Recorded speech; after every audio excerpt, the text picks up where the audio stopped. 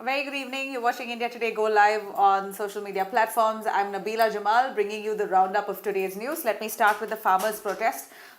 It turned violent. The tractor rally turned violent on Republic Day, and post that there's been heavy police crackdown, which was expected. Lakhs of farmers took to the streets on their tractors, while a fraction of them moved on the designated route. Quite many of them deviated from that route, broke away from the promise that was made to the police, and reached the Red Fort, vandalizing, thrashing, mowing down everything that came in their way. And that's exactly what the police is now investigating into. In fact, about 384 police personnel are currently injured. There are several hospitals across Delhi, and now the police have taken it very seriously that protesters broke away from their promise and they rushed to the Red Fort, literally injuring so many police officials and also vandalizing property. Red Fort has been ransacked, quite literally. Protesters rushed inside the Lal Killa, inside Red Fort, broken down whatever was there in sight, and a lot of the things there have been reported missing as well, according to the police. So Delhi Special Cell Police have now involved itself, along with the Police Department of Delhi. The Special Cell as well is now going to investigate into 9 FIRs. So far, altogether, 37 farmer union leaders have been booked in this case. About 25 FIRs have been filed against various people. And on all of the farm union leaders, about 13 sections, severe sections under the IPC have been slapped against them, including attempt to murder and conspiracy. So these are grievous allegations which the farm union leaders will now have to prove as to why they should not be arrested. They've been given 3 days by the police. They've said, take 3 days and tell us why should we not take action against you, because you've violated from the promise that you made.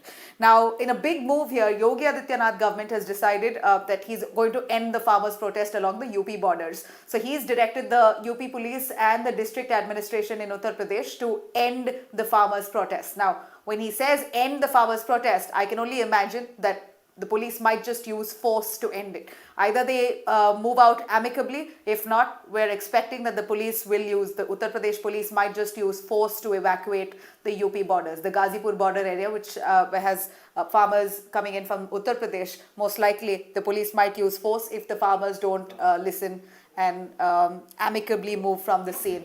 Now, one should remember the farmers' agitation is legit. Farmers are putting out their grouse that they want the farm laws to be completely quashed. Government hasn't, paid heed to this demand. They said that we will amend it, but we will not quash it. Quite rightly, as per democracy, the farmers have the right to protest.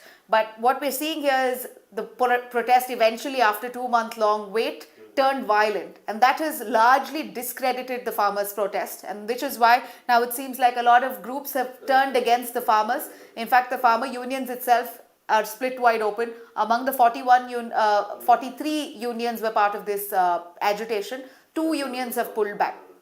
That hasn't really damaged the farmers' agitation at large, because these 2 unions constitute of probably about, one union has barely about 20 odd farmers with them, the other has a few hundreds or maybe even 1,000. But here farmers are protesting across the 3 states in lakhs. So it might not damage the farmers' protest and the agitation spirit, but nonetheless it's discredited the farmers' protest after this tractor rally turned violent. Now, let me tell you, while the Uttar Pradesh police asked for the farmers to be cleared from the Ghazipur border and the Uttar Pradesh border areas, here we are looking at the Singhu border. Several locals have now erupted in protest, demanding for the farmers to move out. Remember, 2.5 months or 2 months and a few days that the farmers have been protesting against the farm laws. They've blocked those borders. Many of those locals who've been wanting to come into Delhi have to take a whole deviation, a whole detour to actually reach the national capital or wherever they have to go in and out. So they're finding it upsetting that it's been over 2 months and the farmers are seated there. They supported the farmers, saying that we are going to support you for your farmland, but at the end of it, insulting the national flag, ruining Republic Day celebration, bringing bad name to the country, not just locally but internationally as well. It grabbed global headlines. Remember, the protest that took place in India, in the national capital, has grabbed global headlines across international channels, and that's brought quite some shame to our country, undoubtedly. On one hand, that the government is not listening to the farmers. On the other hand, the farmers going violent. On both fronts, doesn't look like this bodes well with anybody across the globe, with India as well. We're hoping for a solution that comes about at the earliest. We're hoping that the government listens to the farmers in whatever way. We're hoping that the farmers control themselves, don't turn violent like the way they did. So we're wanting an end solution, and that's what people are hoping to and looking forward to as well. We're hoping that the government comes out with it as soon as possible. We know that 11 rounds of talks have fallen flat, but there must be a solution to it. Come out with a solution. That's what we're requesting for, be it the farmers, be it the government. Now, here we're looking at about 48 hours later, locals around the Singhu border are asking for the people, for those farmers there to move out, saying that we're going to give you a 24-hour ultimatum. By tomorrow, you need to be moving out of here. The locals there. So far, remember, the farmers have been really helpful. They've been feeding people around those areas. They've been feeding the locals. Langar is a Punjabi community or a Sikh community speciality. In fact, they're one of the most giving communities. Undoubtedly, the Sikh community are celebrated worldwide because they're so giving, they're so charitable, and that's how a Sikh community have always been. But they're also very strong. They're also very stern. If they're adamant on something, they stick to it. So, I mean, we're really hoping. We say it time and again, and I'm sure every single person in the country is hoping that the farmers should not be left unhappy. At the end of it, we agree that the protests have turned violent, but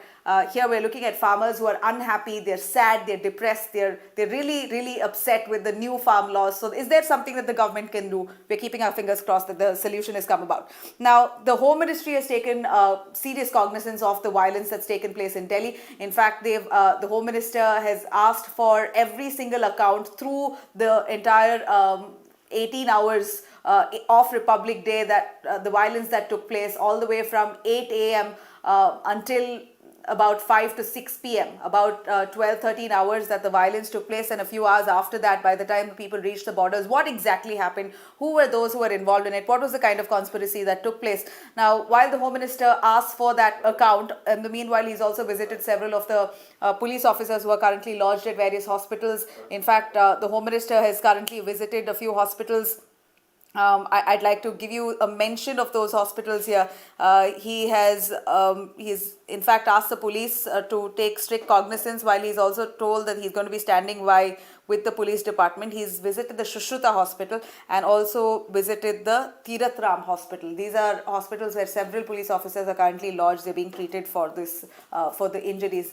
In fact, in the Lal Killa, the Red Fort, when the police were guarding. Now, a lot of questions are being raised about the police deployment at the Red Fort. Now, if at all the police had intelligence reports that there were troublesome elements who were looking at destroying or turning this protest violent and creating trouble on the day of Republic Day, first question that people would ask is, why would the police department give permission in the first place to the farmers to protest on Republic Day? And if they were protesting on Republic Day, then shouldn't there have been more police deployment along those areas? Why was there not enough police officials and troops to be guarding the Lal Killa, the Red Fort? We know that the police have heavily guarded India Gate. So the protesters tried hard to come to India Gate. That was they were blocked right there. But they managed their way through so seamlessly to the Red Fort. How did they manage their way to Red Fort, and how was the police understaffed? Why were there not enough police officials when they know that this is high security zone? Red Fort is a high security zone. Even on a regular day,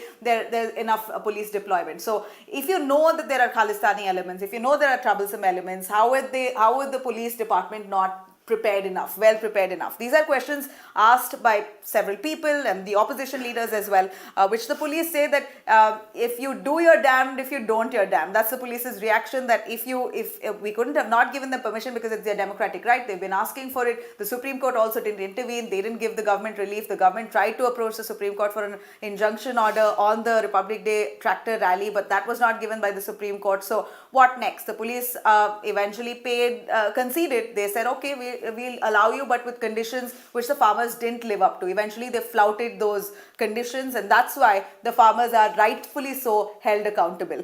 Now, here we're looking at political blame game. Like I did mention, several opposition leaders now hitting out. In fact, you have Arvind Kejriwal, Delhi Chief Minister, who now says that it's the government to be blamed. In fact, the farmers' agitation will not end because the protest turned violent. He did say he condemns the violence. The culprits must be punished, they must be arrested soon enough, but this does not mean that the farmers' agitation will end. It will continue and the government has to pay heed to it. Apart from that, about 18 opposition parties or 16 opposition parties there, the political parties collectively have now decided that they're not going to be attending the presidential address. They're going to boycott the presidential address on the budget day on Feb 1st in protest against the farmers' violence, the tractor violence that took place.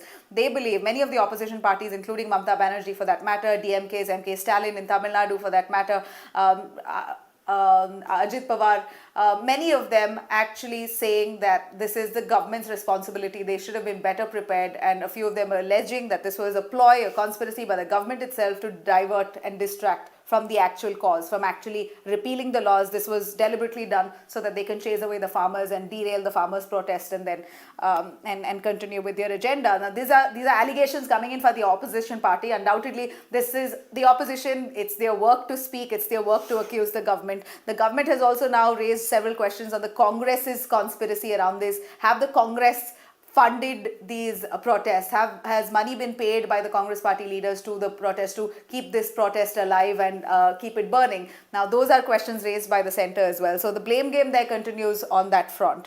Now, let me quickly cut across to some political heat that's happening in West Bengal. Even as the assembly elections are coming closer, West Bengal, the political stage in West Bengal has heated up to such an extent. We're going to see a real interesting fight between the BJP and the TMC this time. Last time, the TMC did make some great headway into West Bengal. One wouldn't imagine, but they've made quite some inroads. Now, TMC this time feels very strong that it will come back to power, but political analysts there saying that BJP has some great chances, and BJP is leaving no stone unturned to somehow ruffle feathers with Mamata Banerjee, and to a point to make her, to instigate her to such an extent that she's actually reacting to every single target and every single ploy by the BJP, to an extent where the BJP workers and supporters deliberately raise Jai Shri Ram slogans right when she walks past anywhere, be it a rally, be it Netaji's event where she walked into the Victoria Memorial and they raised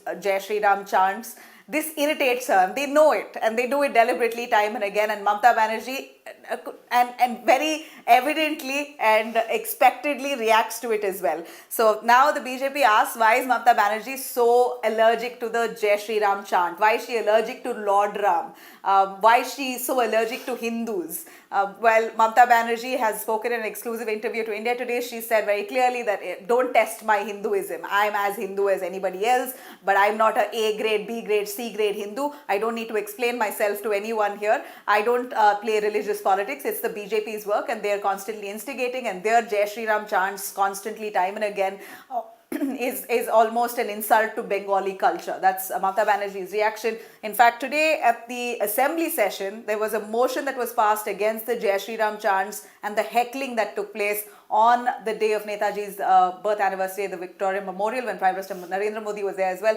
TMC passed a motion against this heckling, and BJP in return deliberately again shouted Jai Shri Ram's chants at the assembly, at the floor of the house, the assembly there, and walked out. They boycotted the session. So we're looking at this constant TMC and BJP loggerheads over the Jai Shri Ram chants. On one hand, you have the TMC saying that BJP has reduced, the BJP right-wing extremists, radical elements have reduced Jai Shri Ram chant, which was initially a statement to greet, a line or a slogan to greet someone. You greet someone with Jai Shri Ram. Eventually, over time, the BJP has reduced it to a war cry. That's the allegation by the TMC. And on the other hand, BJP is saying that this shows that the Mamata Banerjee is allergic to Hindus and she's allergic to Lord Ram. So here we're looking at some serious religious backlash on both sides between the TMC and BJP ahead of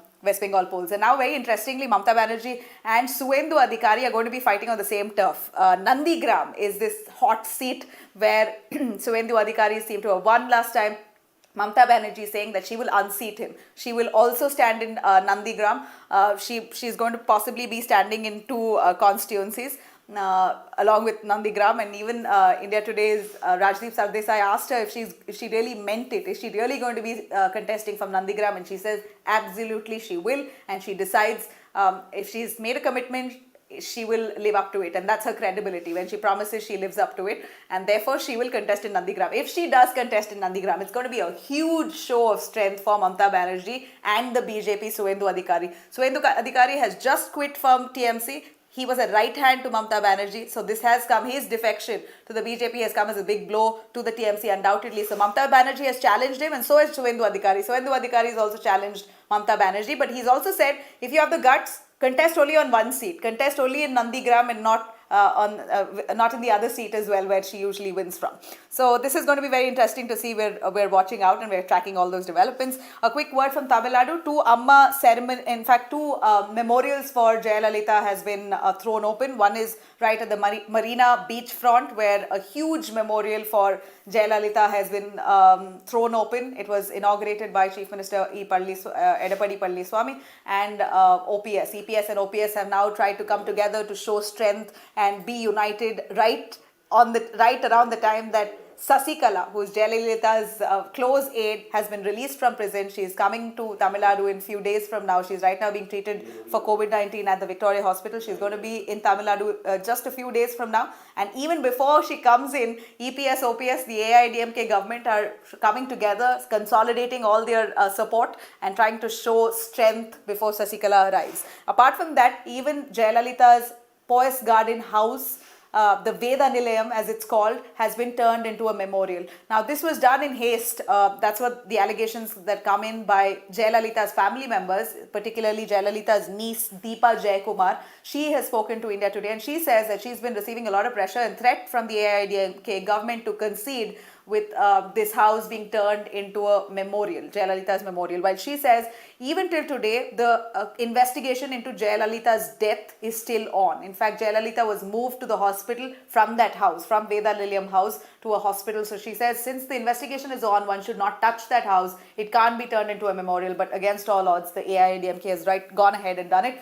And very interestingly, adjacent to Jayalalitha's house in Poise Garden, Sasikala has built a massive house which she will be moving into any time now. So she'll be a neighbor to Jayalalitha, and I think that's why AIADMK is worried, because assembly polls are going to come in, and if Sasikala has any sympathy factor, she can bring a divide or a bridge in the AIADMK. A quick word on Karnataka Maharashtra border issue. There seems to be quite some escalation on both sides. Here you have Uddhav Thackeray saying, make those areas like Belagavi, Karwar, which has a dominant Marathi speaking population, union territories. If not for part of Maharashtra, let them be declared as union territories. We will go to court for it. Now this has not gone down too well with Karnataka, because it's part of Karnataka. It's always been part of Karnataka, even if it does have a Marathi dominant population there. Karnataka government says it's done enough. In fact, it's opened up a Marathi board, which again has not gone down well with people of Karnataka itself. They say, why a separate Marathi board for Marathi speaking people in Karnataka? But yet the government has gone ahead to do it, to favor the Marathi speaking population in those areas. But it seems like Uddhav Thackeray is adamant. He wants those areas of Karnataka which has a dominant Marathi speaking population to come into the fold of Maharashtra. And it seems like now Sanjay Raut has condemned Karnataka. Karnataka in reaction has said, Lakshman Savadi, the Deputy Chief Minister, has said that if you want those parts of Karnataka to be part of Maharashtra, then we want Mumbai. At one point, Mumbai was also demarcated in Karnataka region. So you give us Mumbai, we give you those areas, Belagavi and Karwar. So Sanjay Raut has called the Deputy Chief Minister of Karnataka mad. He says he's mad, he doesn't know what he's speaking. So this war of words over the border issues has escalated, and it seems like Uddhav Thackeray is quite keen on this. Even actually the Congress leaders in Karnataka, Siddaramaiah, be it DK Shivkumar, have condemned Uddhav Thackeray. Siddaramaiah has even called Uddhav Thackeray a rogue element, and that they will not cede even 1 inch of land to Maharashtra. Now, as I wrap here, I'd give you a quick update on the big good news that we have, that India has been featured as the #1 country in the world, or the fastest country in the world to vaccinate 2.3 million people in 15 days. And that's the kind of success that India has achieved in fighting this pandemic. And we are so thoroughly thrilled that we're finally putting an end to this traumatic year and this pandemic. On that note, I'll wrap here. Thank you very much for joining me. Have a great day.